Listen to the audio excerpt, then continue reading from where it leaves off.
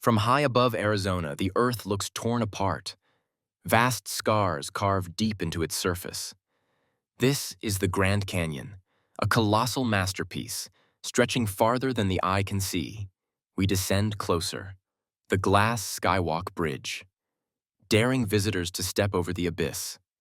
Horseshoe Bend, where the river makes a perfect curve of emerald blue. The towering walls of the North Rim and South Rim, each a cathedral of stone. And deep within, the Colorado River, the lifeblood of the canyon carving its way through time. The Grand Canyon is staggering in scale, 277 miles long, up to 18 miles wide, and more than a mile deep. From above, it feels endless, a labyrinth of cliffs, mesas, and buttes. But its true wonder lies in time. Layer upon layer of stone reveals nearly 2 billion years of Earth's history. The pinks of sandstone, the blacks of volcanic rock, the pale limestone ledges, each stratum a chapter in our planet's story. Every mile flown is a flight back in time, through epics of oceans, deserts, and uplifted mountains. It is more than a canyon.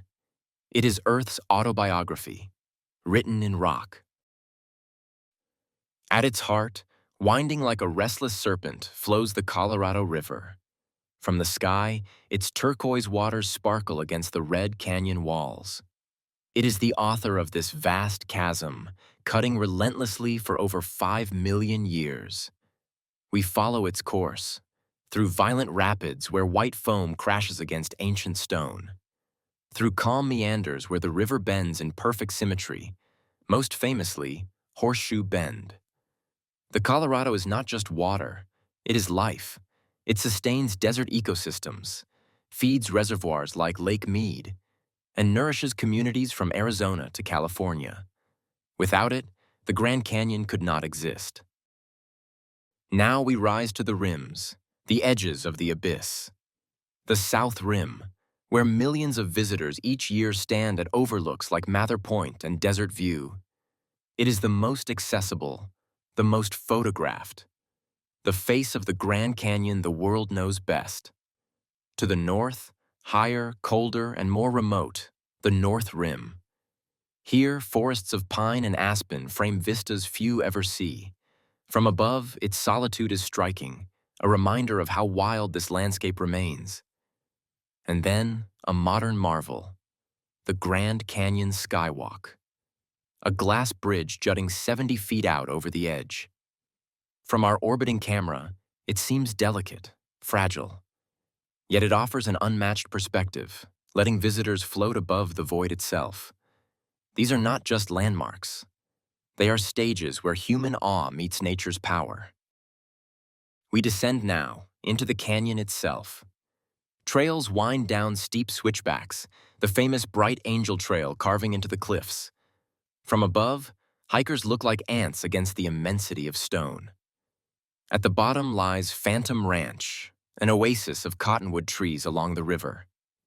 It is a rare refuge where travelers rest after a day's descent into the depths. For thousands of years, this canyon has been home. The Havasupai, Hopi, Navajo, and many other indigenous peoples hold it as sacred land. Their stories say the canyon is not just a place, but a living spirit. A connection between earth and sky. From the air, we see both worlds, the silence of stone and the enduring mark of humanity. We ascend once more. The canyon unfolds below, vast, timeless, eternal. The river gleams, the cliffs glow in the sun, and the horizon stretches beyond imagination. The Grand Canyon is more than a wonder of nature. It is a story written in stone and water, a reminder that time shapes all things, mountains, rivers, and even us. From above, it is not just breathtaking, it is humbling. This is the Grand Canyon.